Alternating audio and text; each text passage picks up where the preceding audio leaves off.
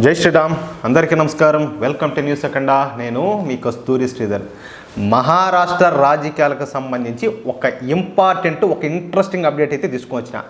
మొత్తానికి ఏక్నాథ్ షిండే అయితే అలకనైతే వదిలిపెట్టినాడు. అలీపి కూర్చున్నాడు కదా, అలీపి వాళ్ళ ఊరు వెళ్ళిపోయినాడు. ఆయన ఆ అలకు వదిలిపెట్టి మళ్ళీ వచ్చేసినాడు.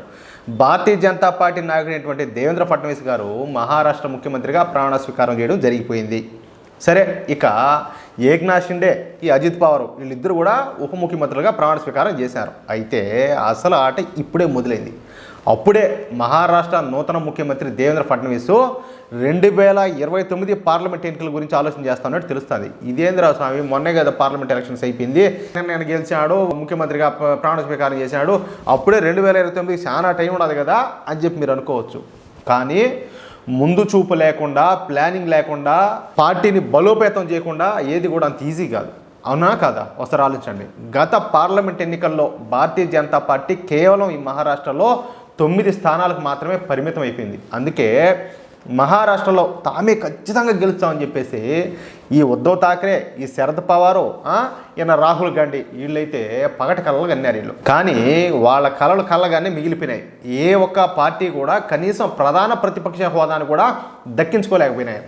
దీంతో ఇక ముఖ్యమంత్రిగా ప్రమాణ స్వీకారం చేసిన తర్వాత దేవేంద్ర ఫడ్నవీస్ 2029 పార్లమెంట్ ఎన్నికలకైతే టార్గెట్ అయితే ఫిక్స్ చేసినారు. ఈ విషయమే దేవేంద్ర ఫడ్నవీస్ తన పార్టీ సహచరులతో చెప్పినట్టు మన సమాచారం అయితే వస్తుంది. ముఖ్యంగా ఈ ముంబై నగరంలో ఇప్పటికీ ఈ ఉద్ధవ్ ఠాక్రే శివసేన పార్టీకి గట్టి పట్టున్నది. ముంబైలోని మొత్తం 38 అసెంబ్లీ నియోజకవర్గాల్లో కనీసం 20 అసెంబ్లీ నియోజకవర్గాల్లో భారతీయ జనతా పార్టీ మరింత బలపడడానికి కృషి చేయాలని, తద్వారా 2029 పార్లమెంట్ ఎన్నికల్లో ముంబైలోని 7 పార్లమెంటు స్థానాలను క్లీన్ స్వీప్ చేయాలని దేవేంద్ర ఫడ్నవీస్ అయితే భావిస్తున్నారంట. ఇక వెస్టర్న్ మహారాష్ట్ర, ఈ వెస్టర్న్ మహారాష్ట్రలో మొన్నటి అసెంబ్లీ ఎన్నికల్లో భారతీయ జనతా పార్టీకు కొన్ని అసెంబ్లీ స్థానాలు వచ్చినప్పటికీ ఇక్కడ బీజేపీ బలహీనంగానే ఉండాలి. కానీ విదర్భ రీజన్లో బీజేపీ మంచి పట్టు సాధించింది. దీంతో విదర్భ లాగానే ఈ వెస్టర్న్ మహారాష్ట్రలో కూడా పార్టీని బలోపేతం చేయాలని చెప్పేసి దేవేంద్ర ఫడ్నవీస్ తన ప్రయత్నాలను అప్పుడైతే ప్రారంభించారు. ఇక ఉప ముఖ్యమంత్రిగా ప్రమాణ స్వీకారం చేసినటువంటి అజిత్ పవారు ఎప్పటికైనా కూడా ఆయన తిరిగి ఈ కాంగ్రెస్ గూటికి అయితే వెళ్ళిపోతాడని చెప్పేసి బీజేపీకి తెలుసు. ఎందుకంటే వీళ్ళు అవకాశవాదులు అనమాట. ఎట్టగాలంటే అట్ట పోతూ ఉంటారు, డబుల్ గేమ్లు ఆడుతూ ఉంటారు వీళ్ళు. అది వాళ్ళకి అలవాటే. అది అందుకే అజిత్ పవార్ బలంగా ఉన్నటువంటి స్థానాల్లో కూడా బీజేపీని బలోపేతం చేయడానికి దేవేంద్ర ఫడ్నవీస్ నిర్ణయించుకున్నారు. ఇక కొంకణ్ రీజన్లో దీంట్లో తీవ్రవాదం మరీ ఎక్కువగా ఉంటుంది. ఇక్కడ ఒక వర్గం జనాభా, ఇవి తెలుసు కదా, వాళ్ళు ఒక వర్గం అంటే వాళ్ళ జనాభా విపరీతంగా ఉన్నది. దీంతో కొంకణ్ రీజన్లో తరచుగా ఈ తీవ్రవాద దుశ్చర్యలు అయితే జరుగుతూ ఉన్నాయి. దీంతో కొంకణ్ రీజన్ పైన స్పెషల్ ఫోకస్ పెట్టాలని, హిందువులలో పూర్తి స్థాయిలో ఐకమత్యం తీసుకురావాలని చెప్పేసి దేవేంద్ర ఫడ్నవీస్ ఒక నిర్ణయానికి వచ్చినట్టు తెలుస్తుంది.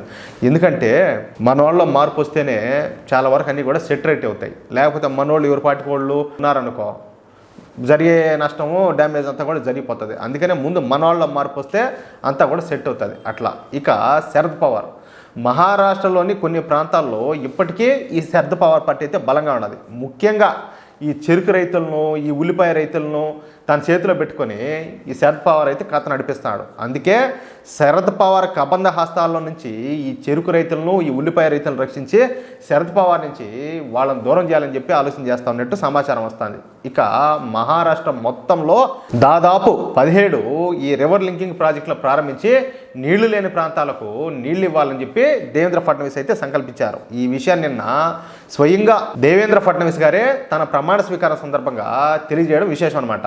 మొత్తంగా 2029 పార్లమెంట్ ఎన్నికల్లో బీజేపీ కూటమికి 40కు పైగా స్థానాలు రావడమే లక్ష్యంగా ఇక నుంచి దేవేంద్ర ఫడ్నవీస్ అయితే పనిచేయనున్నారు. అందుకే బీజేపీ అధిష్టానం కూడా ఏరి కోరి సమర్థుడైనటువంటి దేవేంద్ర ఫడ్నవీస్ను మహారాష్ట్ర ముఖ్యమంత్రి స్థానంలో కూర్చోబెట్టారు. చూడండి, ఒక్కసారి ముఖ్యమంత్రి అవగానే ఎన్ని ఆలోచనలు, ఎన్ని వ్యూహాలు, ఎన్ని ఎత్తులో ఎంత ముందు చూపుగా ముందుకెళ్తున్నారో అది సమర్థుడైనటువంటి నాయకుడి లక్షణం. ఏంటంటే ఇది ఇట్లుంటుంది ఆ పనితనం. మొత్తానికి మహారాష్ట్రకైతే దేవేంద్ర ఫడ్నవీస్ గారి నాయకత్వంలో మంచి రోజులు వచ్చినట్టే అని చెప్పి భావించవచ్చు. అది మ్యాటర్. మీకు ఈ న్యూస్ నచ్చితే, అదేవిధంగా నేను చెప్పింది కరెక్టే అని చెప్పి మీరు భావిస్తే ఈ న్యూస్ నలుగురికి షేర్ చేయండి. అలాగే తప్పనిసరిగా ప్రతి ఒక్కరు కూడా మీ యొక్క అమూల్యమైన అభిప్రాయంలో కామెంట్ రూపంలో తెలియజేయండి. జై శ్రీరామ్.